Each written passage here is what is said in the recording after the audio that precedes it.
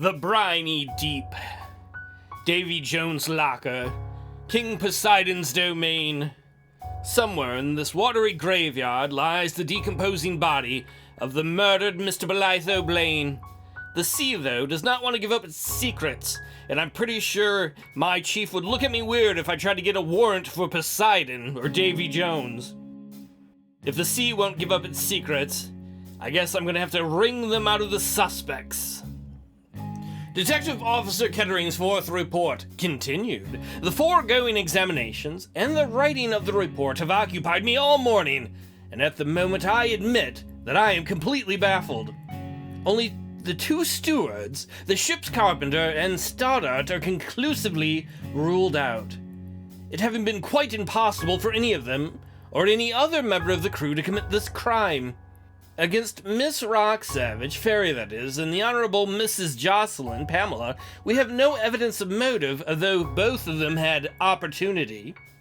On the other hand, there was motive, and in many cases very strong motive, against Count Posadini, Mr. Rock Savage, the Bishop of Bude, Lady Welter, Mr. Hayashi, and the Honorable Reginald Jocelyn, and all of these had opportunity. A further report will follow this evening. Detective Kettering, Florida Police. We're moving on to Kettering's fifth report. After lunch today, Mr. Rock Savage came to me and said that he would like to see me privately. We went to a small writing room together, and he told me that our interview of the morning had greatly upset him. Get over it, Uncle Pennybags. He again protested his complete innocence of Blane's death and said that, in spite of any unpleasantness which might arise for him out of the matter, he had decided to inform me of certain facts that would clear him altogether. He then sent for Dr. Ackland, his personal doctor, who always travels with him, and in the presence of the doctor, Detective Officer Neem, and myself, he made the following voluntary statement. This statement has been duly vouched for as the truth and signed and witnessed by Dr. Ackland. Alright, let's see what secrets Rock Savage is finally going to spill to cover his ass. As a man who is responsible for many millions of other people's money, I have been subject to bouts of acute worry at times when my affairs have not been going well. In consequence, a few years ago, I took to the habit of administering drugs to myself by injection. The purpose being not to allay nerves, but to keep me up for further efforts at times when I was suffering from severe strain. Dr. Ackland has always prepared these injections for me, and on the night in question, I brought him down to my cabin with me for this purpose, as I anticipated having to enter into a strenuous conference with Blane that night after dinner. It was customary for me to rest for a quarter of an hour after the injection, in order that the drug might take effect. I did so on this occasion. Dr. Ackland remained with me until I had changed and went up to the lounge for dinner.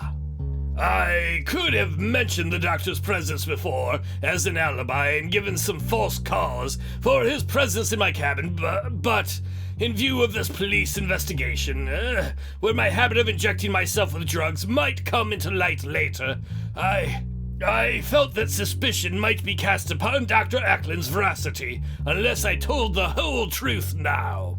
Carlton Rock Savage. Apparently, we have a little note on the bottom. The foregoing statement was written in my presence, and I bear witness to its entire truth. Signed, Dr. Ackland, Frank C. Ackland. So, this is a bold move by Rock Savage. Apparently, Rock Savage's alibi is I was doing drugs. He was doing meth or something, so he could have the energy to do his meeting. And he's been doing this for a while in his business. I can understand why he'd want to keep that secret. That leads us to the question, will Dr. Ackland back what Rock Savage has just said? Hello, Doctor.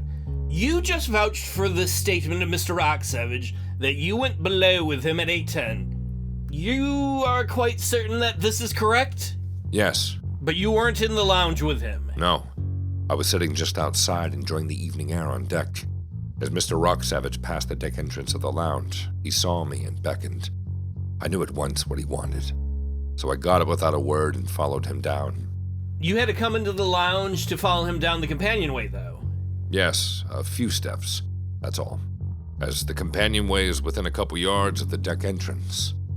No one in the lounge seems to have noticed you.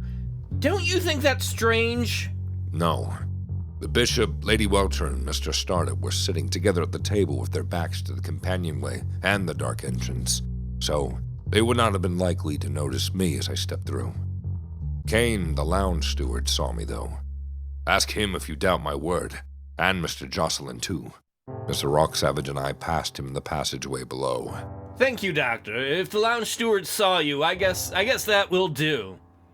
Very interesting. So this kind of confirms Rocksavage's alibi that he was busy doing drugs. It also confirms Rocksavage's statement that he bumped into Mr. Reginald Jocelyn around 8:10 or so in the hallways. Finally, the case is moving somewhere. Mr. Bolitho Blane was murdered sometime between 7:45 and 8:30. At 7:45, Rocksavage is hanging out in the lounge. We have multiple eyewitnesses that confirm this. At around 8:10, he leaves the lounge, but he leaves the lounge with Dr. Ackland, as we just learned. Together, they go hang out in Rocksavage's room so he can get high on his own supply, until about 8:30, when he returns to the lounge. Rocksavage has an alibi now for the entire murder window, so I think we can mark him off. As long as we don't find something out later on that the doctor was lying. But so far, Rocksavage looks like he could not have committed the murder. Let us continue. Detective Officer Kettering's fifth report. I then examined the contents of the waste paper baskets which had been removed from each party's cabins on the morning following the crime. And 3 items of interest emerged from this examination. Ooh, evidence! In the refuse. From Count Posadini's cabin, I found 31 cigarette ends. That's a lot of butts. 25 of these are Chesterfields. But the other 6 are an English brand called Players. And 4 out of these 6 have the obvious traces of lipstick on them. This backs what Count Posadini said. Count Posadini claimed he wasn't alone in his cabin. He was actually in there hanging out with Pamela Jocelyn, who wouldn't leave. Jocelyn has said that was a lie and she hasn't been here, but now we have some evidence that seems to back Posadini's story. And if so, that gives him an alibi, and it probably gives Pamela an alibi too. We'll have to look more into this in a moment. In the refuse from Miss Fairy Rocksavage's cabin, I found a twist of hair, which had obviously been removed from a comb. Most of this was golden hair, which undoubtedly comes from the head of Miss Rocksavage. But mingled with it, there are a few short black curly hairs.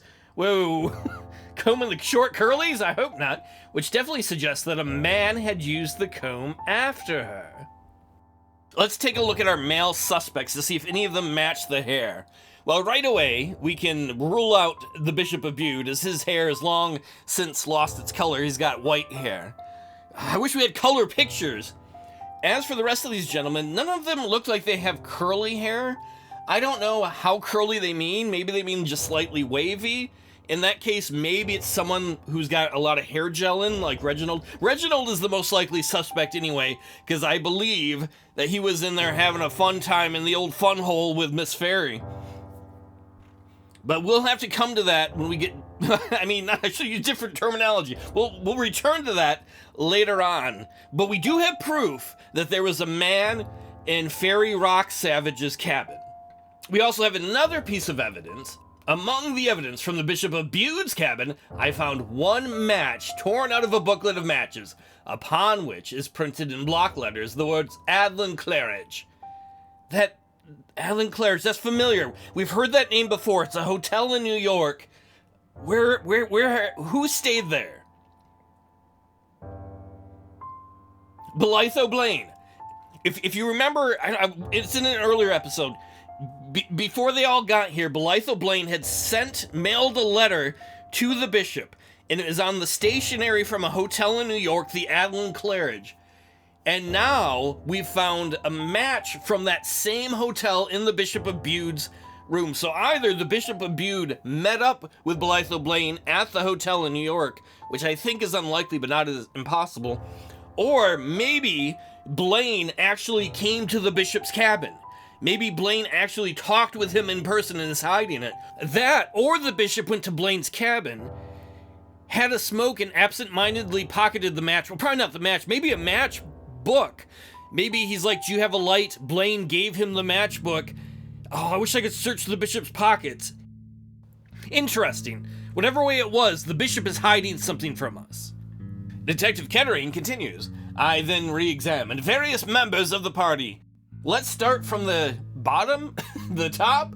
Let's go talk to Pamela Jocelyn. Let's call her out on her lie when she said she wasn't with Posadini. Either Posadini's telling the truth or those cigarettes were from a different time in the day. Come in, Mrs. Jocelyn. Sit down, do. What? More questions already? Yes, sorry I've got to trouble you again, but let's make it as pleasant as we can. Have a cigarette? No thanks. I only smoke my own. Right then, may I have one of yours, so we can be sociable? Certainly. I see you smoke Players.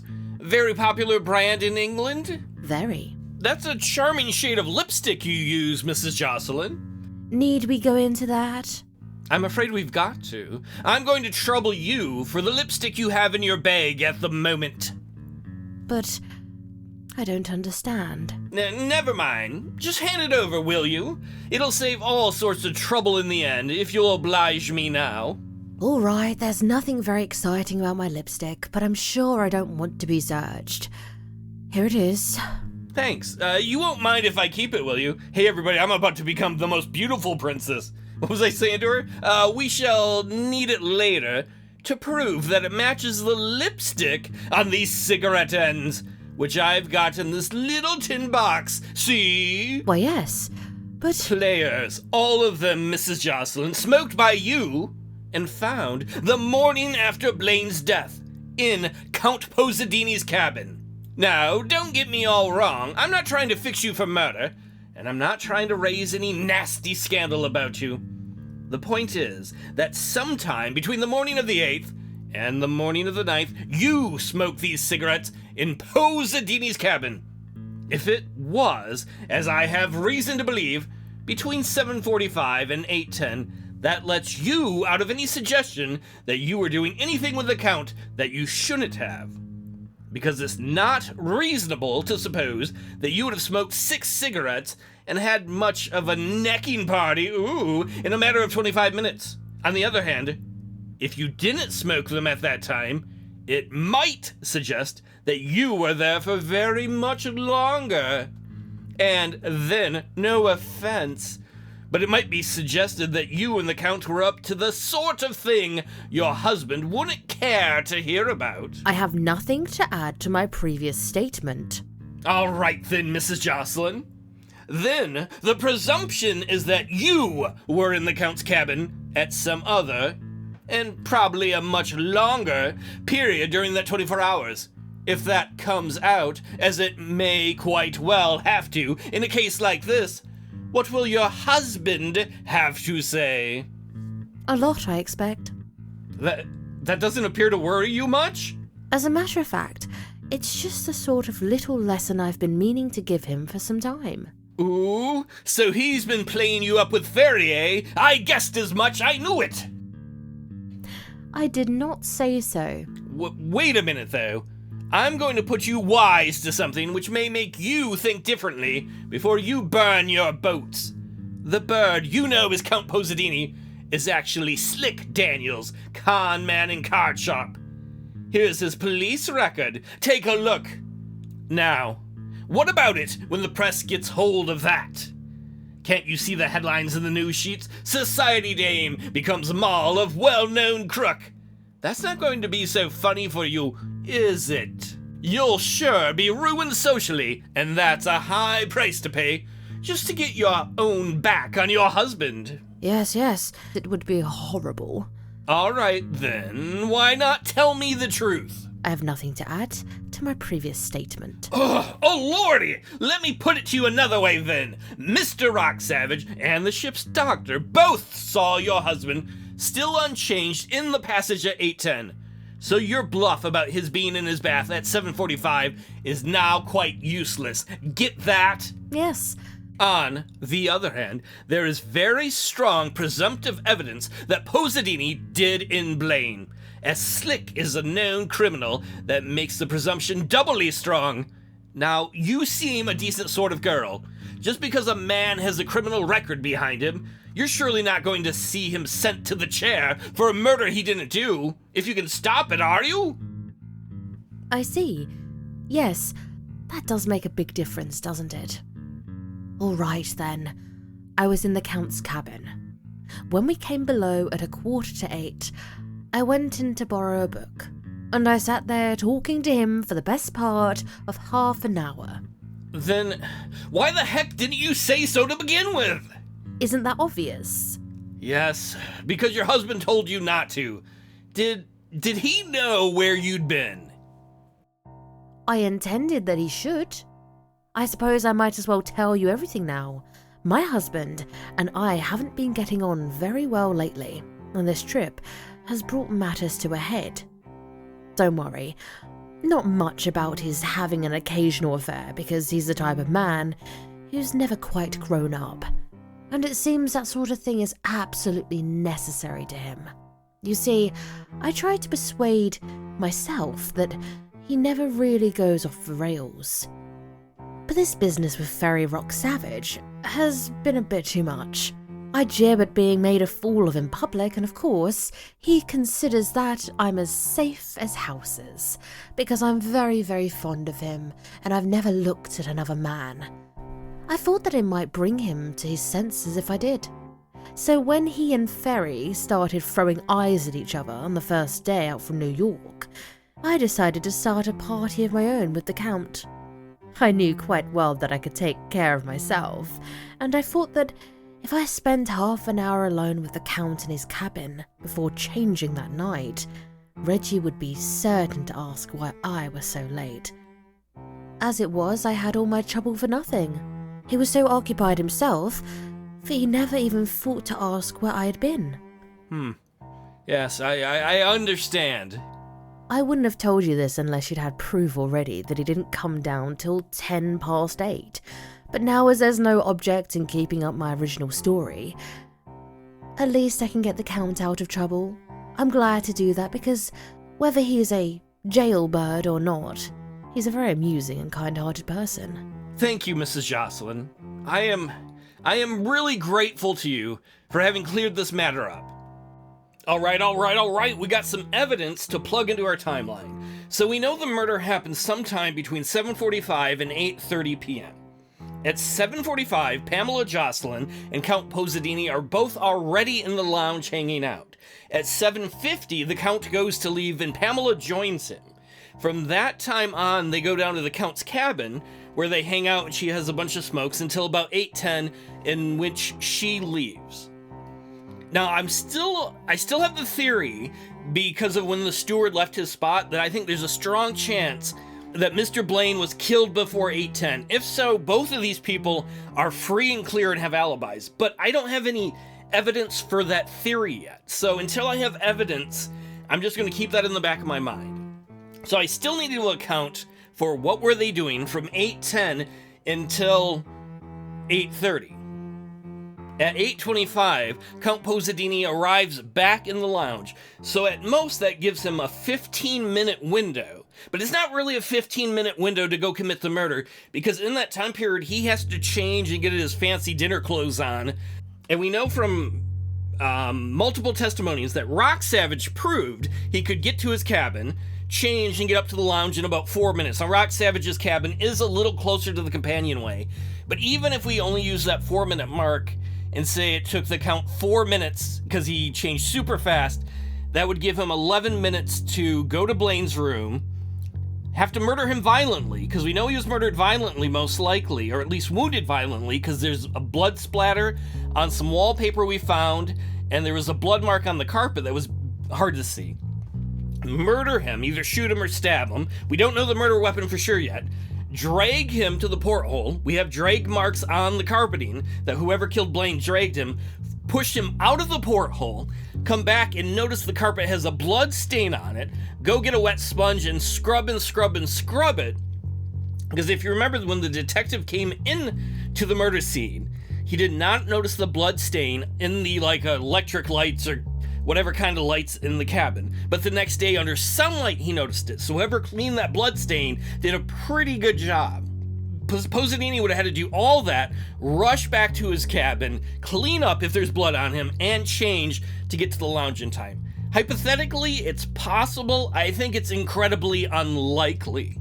So what I'm going to do is I'm not going to mark him off yet. I don't think he did it, but I think I'm going to put a little U next to his name to remember. I don't think he did it. It's incredibly unlikely, but there's a small chance he could have.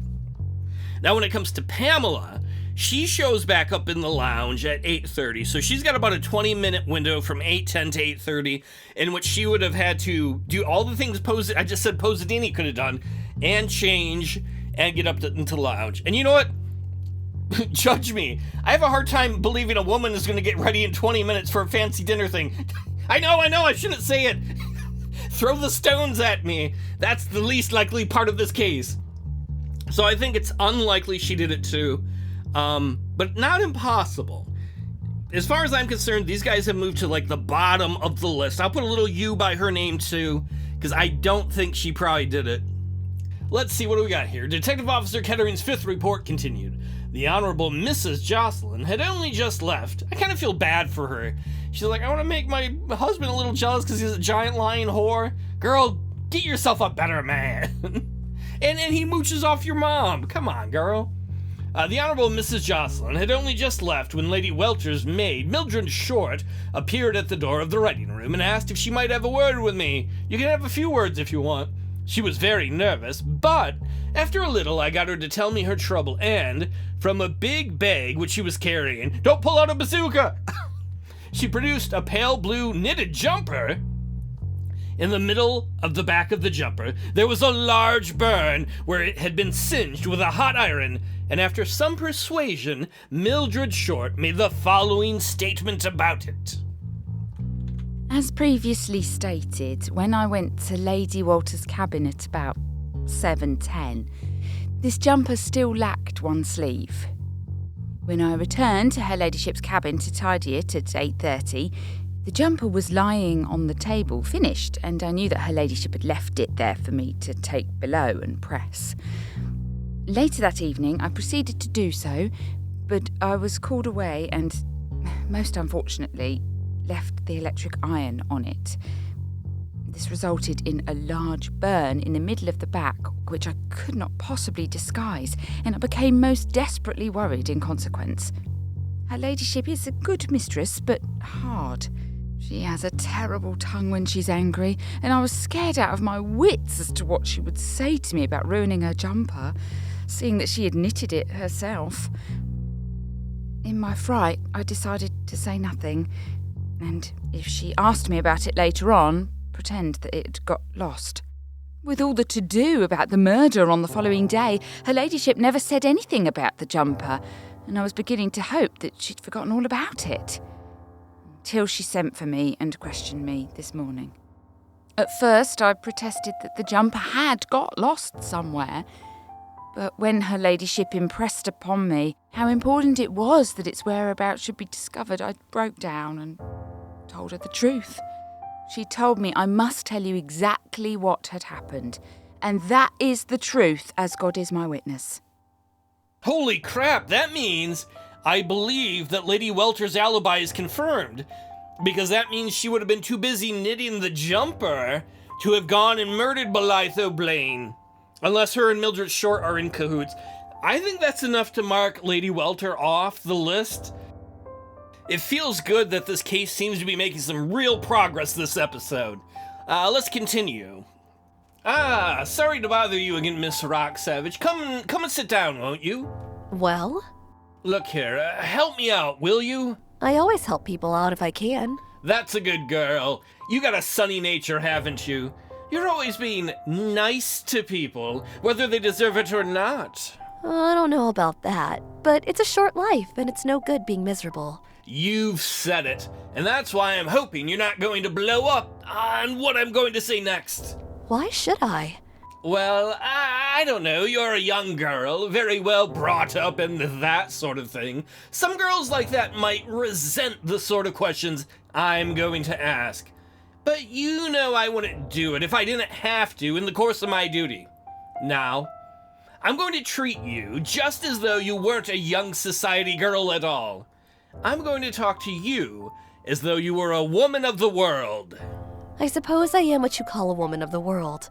Most girls are these days. You're right, they're all whores. I mean, no, that's right. Yes. Now, I'm sure you don't want any sort of scandal attached to your name, and believe me, a scandal is the last thing I want to involve you in. But there's one thing I've got to ask you. Who was the man who was in your cabin on the night that Mr. Blane met his death? I don't understand. Oh, yes, you do. And you can take it from me that I have actual proof that a man was there. You can take your choice. Come clean with me now, or face it out against the evidence that I shall produce when you're in the witness box, with all the press photographers standing round to take shots of you at 40 different angles. Who was the man in your cabin the night that Blane met his death? You're bluffing. You haven't gotten any evidence. Yes, I have. Take a look at this little bunch of hair that came out of your comb. It was found in the waste paper basket the night after Blane was murdered. The fair hair's yours, but the short, dark, curly hairs are not. Somebody used this comb to tidy their hair after you had ruffled it before leaving your cabin. Those strands of yours were probably already in it at the time.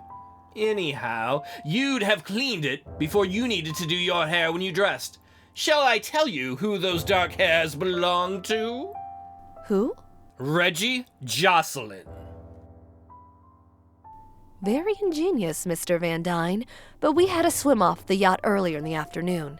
I lent my comb to Mr. Jocelyn then, after I'd used it, and, being a lazy person, I suppose I never thought to clean it afterwards. Doesn't that rather upset your clever little story? It might, Miss Rock Savage, if it weren't for the fact that a man's life hangs in the balance. What you mean by that? Just this. Reggie Jocelyn had a very strong motive for wishing Mr. Bolitho Blane out of the way. He even brought Count Posadini on board, knowing the Count to be a criminal with a grudge against Blane. What? Our handsome Count turns out to be a crook. That's so, and Jocelyn brought him on this trip in the hope that he'd do Blane in. He didn't, though. Posadini's proved an alibi that makes the presumptive evidence even stronger against your boyfriend. He swears that he was in his bath at 7:45, but his wife now admits that he wasn't. What's more, he was actually seen in the passageway, still unchanged, at 10 past 8. Now, what was he doing between 7:45 and 8:10? If he was with you, I think you better say so, because if he wasn't, it looks to me very much as though Jocelyn is going to stand his trial for murder. In that case, you win.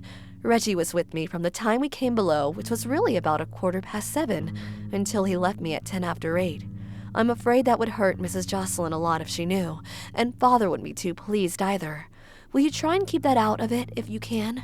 I'll do my best, Miss Rock Savage. You're just paying the penalty of being overly kind to a good-looking young rascal, but I'm prepared to take a little risk on being kind to you. Wait, what are you doing, Kettering? That's a mistake. She's a lying whore and a homewrecker. Just because she has a pretty face and a nice voice doesn't mean you need to be a pushover for her, you idiot Kettering. Why don't we just kill everyone on the ship and say Blane did it? He came back as a zombie. It'd make it easier. The case, that is. Seriously, though, that leads us to two questions. Number one, was the murder before 8:10 p.m.? If it was, we can eliminate a number of suspects like the Count and Pamela. And question number two, how did the Bishop get the match? The match from the Hotel Adlon Claridge, the same hotel that Blane had been staying in. How did a match from that hotel end up in the Bishop's wastebasket?